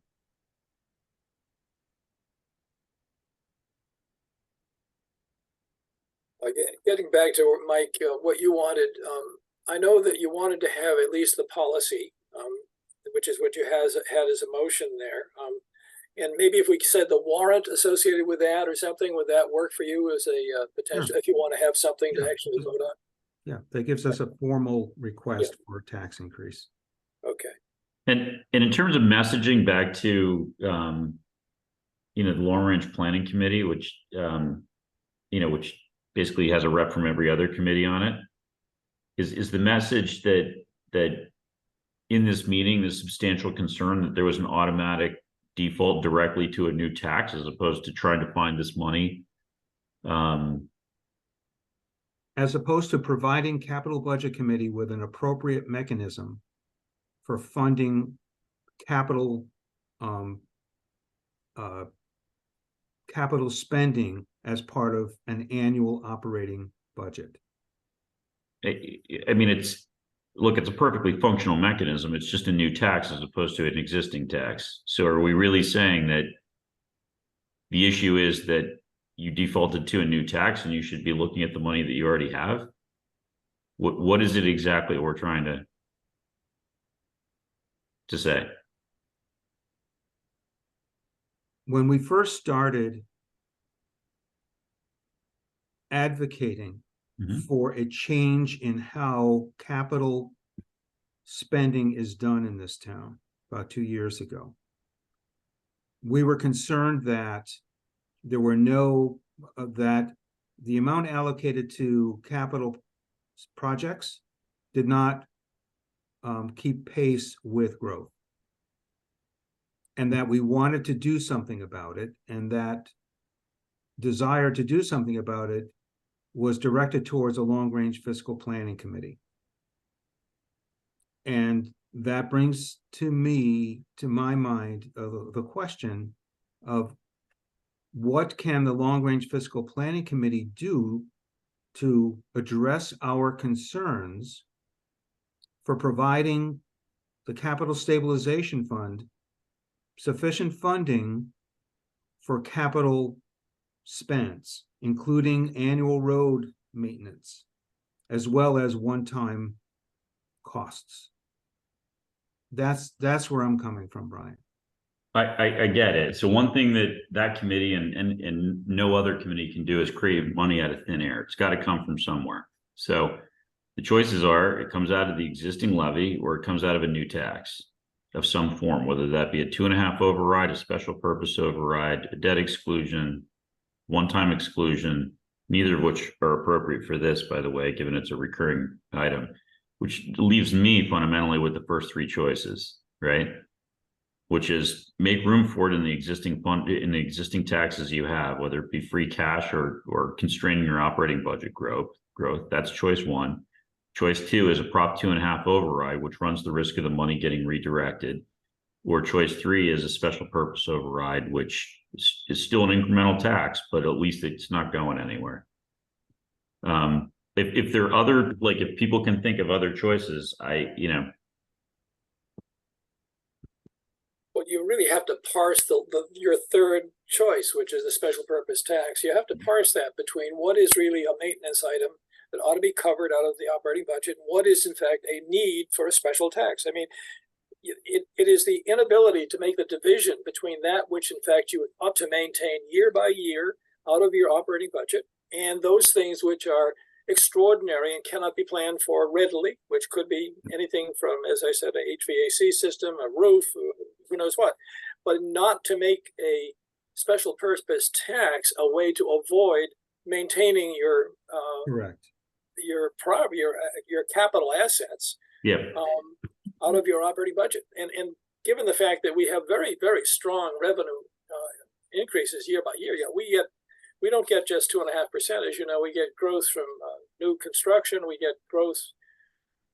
See, there are 2 or 3 other sources, but anyway, the total is like 4 or 5% a year. We were doing very, very well, but then we began to spend like crazy here, as you know. So there was no end of consultants, as you know, no end of increases in numbers of people. And so what we did is we dissipated all of that money in ways which have now not turned out to be particularly productive. So anyway, so it makes us very wary about making it easy to overcome this problem by just doing a special purpose tax. It doesn't feel right anymore. It feels as though we've got to have to bite the bullet a little bit more. Got to get an auditor in here who knows what they're doing. So, and that goes to policy. That goes to the town manager's construction of a budget. Yeah, that's correct. Yeah, that's absolutely correct. Not a choice between different funding mechanisms. Yeah, that's right. Yeah, it's a higher level question, right? Look, roads are roads, right? The starting point is that, they should be covered out of the budget. There's any debate about that. Is there a debate though? It seems to me that the town manager has not done that over the years. I don't think that there's, to be blunt, I don't think there's political will. Sorry, go on. We had hoped that the long-range fiscal planning group would take up that point with the town manager. And so if they have not, then we at the Capital Budget Committee need to find another venue to be heard on that point. So in the context of going after the operating budget, Michael, no, that's not what that committee did. Okay. And that, I think, is a shortcoming. One man's view. Missed the boat.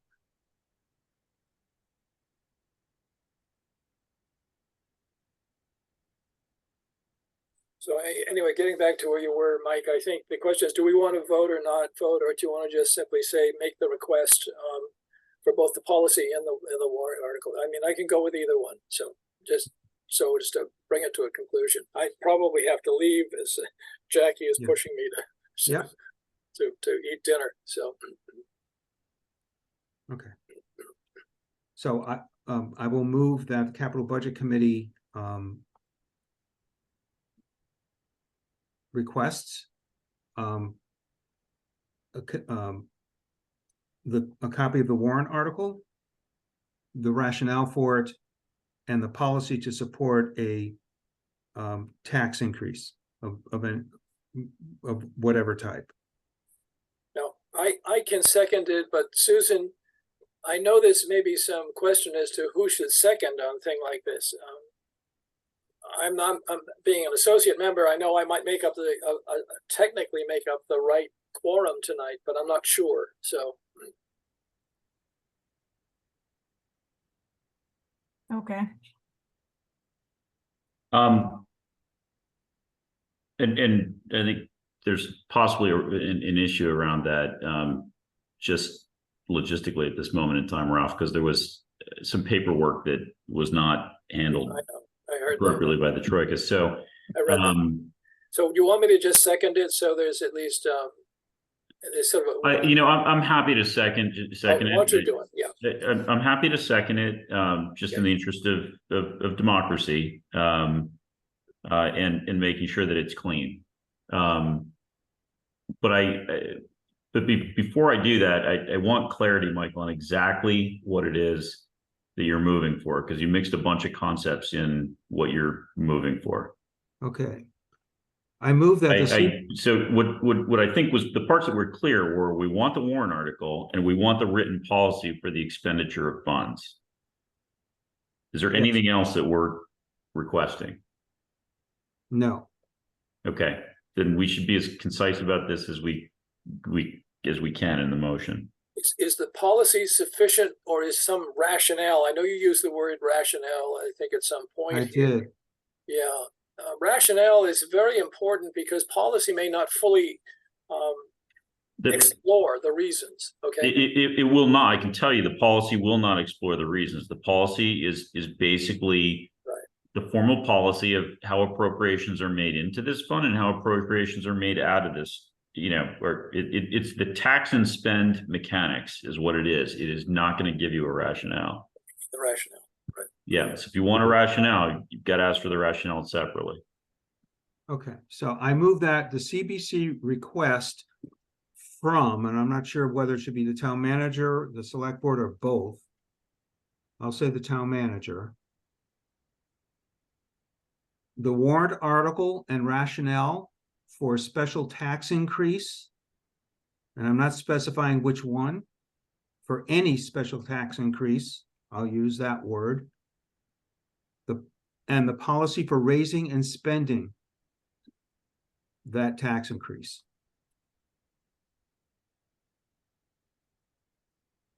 Okay. I will second the motion.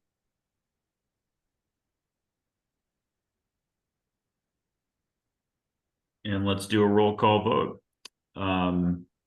Michael Dick? Okay, I'm just going to read it one more time. Okay. While you're talking, I was doing a little bit of wordsmithing.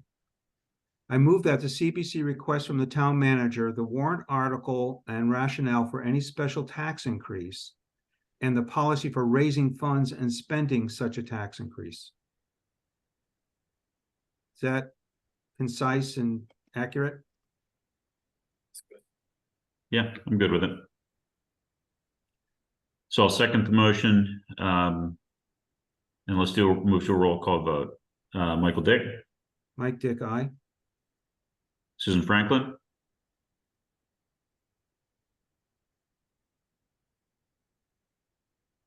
You're on mute, Susan. You're on mute. There Okay. you go. Susan Franklin, aye. Okay, Ralph? Comments are aye. Brian Host, aye. Okay, so we'll get that request, and I will certainly provide the color that that gives background to the request, which is that first of all, in terms of wanting the warrant article, you know, we're talking about a tax increase. This is not a garden variety warrant article. We want to see it. And secondly, that there's with regards to the rationale, you know, there was clearly articulated concern that there's a default to, you know, a new tax revenue as opposed to, you know, finding this money elsewhere, particularly at a time when we're generating large amounts of free cash. You know, so much so that free cash has been proposed has at least historically been, you know, identified as a way to fund a town hall project, for example. So I will share that color. Thank you. At this point, I will move to adjourn, unless that's your call. It's 7:30, and you know we're well over sort of the budget. I hear Ralph needs to go. I guess what I would say, Michael, with regards to minutes, let's do these next meeting. Sure. But just a heads up, these were the executive portions of those meetings can't be summarized in the minutes. All the minutes should say is that we moved into executive summary for whatever reason. But the content of those discussions is privileged, and we can't post it as minutes. Okay, and everyone has a copy, and everyone on this committee has a copy and can refer to them. That's correct, and I just ask you not to forward them, given that they were executive session. The minutes are going to go to you, Brian, to submit. I'm not going to submit them. Okay. Well, we need to approve them as a team, and then I will submit Yeah. them. Yes. And I'll send out tonight's minutes too. Okay. That's very helpful, Michael. Thank you. And with that, next meeting, same time, same place next week. Does this work for people? Does it not work for people? I will be out of the country next Monday. So Okay. Is there a different date next week that works, Ralph, or is just next week? that whole week, I'm out the whole week, and then Okay. I'm back in the following week. Okay, but this time slot typically works on most weeks? Yeah, it does. Okay. The only thing I would request is that, we try to make it fit within the time frames you describe, because we sort of plan around that. It would be nice if it was 5:30 to 7. That's fine. See if we can make it fit within that as best we can. That'd be very helpful. So. Okay. I was being ambitious by making a 1.5-hour meeting. We've been lucky to keep it under 2, and we're 4 minutes over. So I'm gonna. But I hear you, Okay. Susan. Does this slot generally work for you? You weren't with us last week when we landed on it, but Yes, I like starting it earlier than later. okay. We did 5:30 because Corey suggested 5:30 was easier than 5, and he's not with us tonight. So I got to make sure we get something that works. But with that, I didn't entertain a motion to adjourn. Yeah, I move to adjourn. Second, Great. Roll call vote. Susan Franklin. Susan Franklin, aye. Great. Michael Dick. Mike Dick, aye. Ralph Dormitzer. Comments are aye. Brian Host, aye. The time is 7:35. We're now adjourned. Thank you for your time this evening, folks. Thank you, everyone. Aye. Thanks for the great work and thought. Yeah.